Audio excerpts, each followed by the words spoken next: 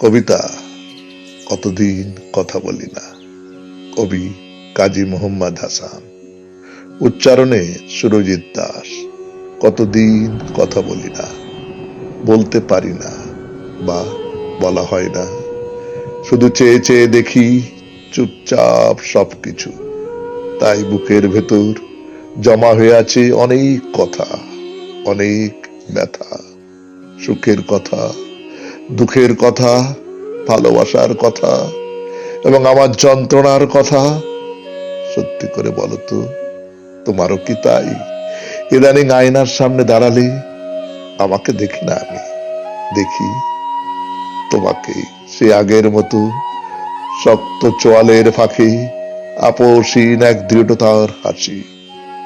আমি যা ভালোবাসি, সত্যি করে বলো তো, তুমি এখনো কিভাবে সেই আগের মতো আছো?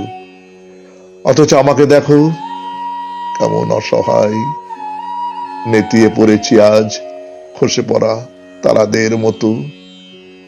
এখন কোনো আলো নেই, আশা নেই, ভাষা নেই। চারিদিকে শুধু আমাবস্যার অন্ধকার এবং চোরাবালির গহ্বর।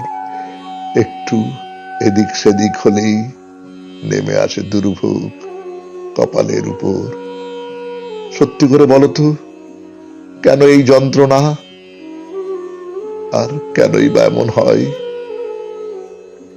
আসলে যন্ত্রণাটা সেই বুঝি যার হয় এক অবিশ্বাস্য ভাঙনে হৃদয়ের ক্ষয়।